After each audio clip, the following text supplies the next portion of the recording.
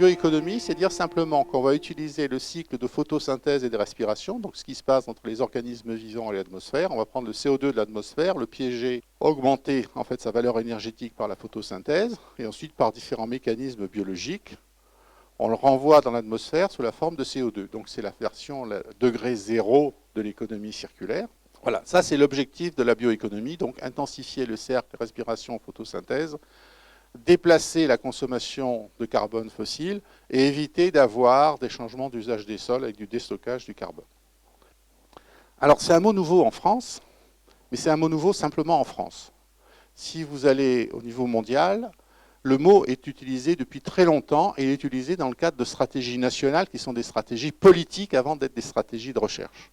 Donc les deux premiers à avoir tiré sont les États-Unis et l'OCDE, qui ont sorti des stratégies en bioéconomie, mais qui étaient fondées sur l'idée simple, nous avons beaucoup investi dans la biologie moderne, du séquençage à la biologie prédictive, maintenant nous voulons un retour sur investissement dans l'ensemble des activités de la société. Ça, c'était la vision, c'est toujours la vision de l'OCDE des États-Unis.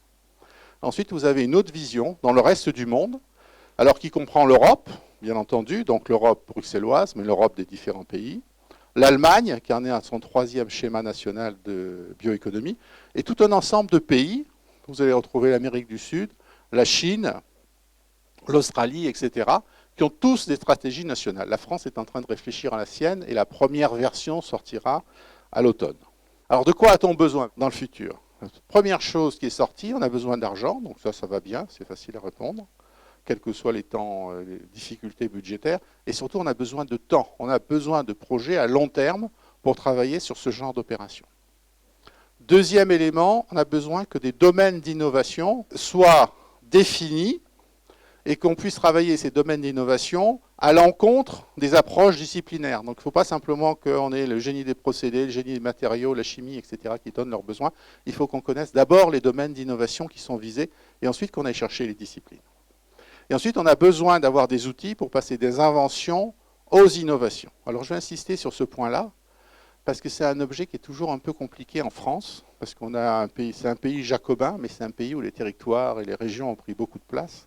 En fait, quand vous avez une invention dans un laboratoire ou dans un pilote et que vous voulez le passer en produit industriel, vous avez toute une échelle, tout un jeu de changement d'échelle qui est à prendre en compte. Et ce jeu d'engagement d'échelle, classiquement, il y a 9 niveaux en maturité technologique. Je vous propose de les réunir simplement en 4. En gros, il y a le labo, la paillasse. Ensuite, vous avez le pilote qui est centré autour d'une technologie. Ça, ce sont des ensembles qui fonctionnent classiquement ensemble. C'est des opérations unitaires. On va pouvoir sortir des échantillons pour le labo. Ensuite, en 5-6, vous avez la chaîne complète présente physiquement. Donc, vous avez l'itinéraire technologique complètement présent, avec les mêmes capacités nominales des technologies enchaînées. Et ça, c'est un point très dur quand on veut faire de la démonstration qu'on va arriver à monter justement en maturité technologique.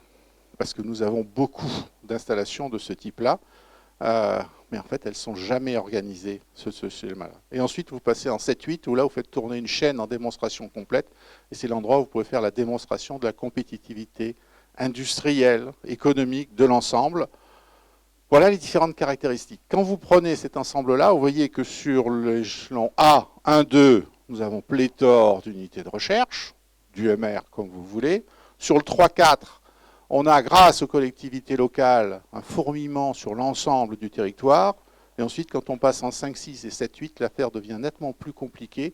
Et en fait, c'est l'endroit où on trouve que des compétiteurs hollandais ou allemands sont quelquefois mieux placés que nous sur des technologies.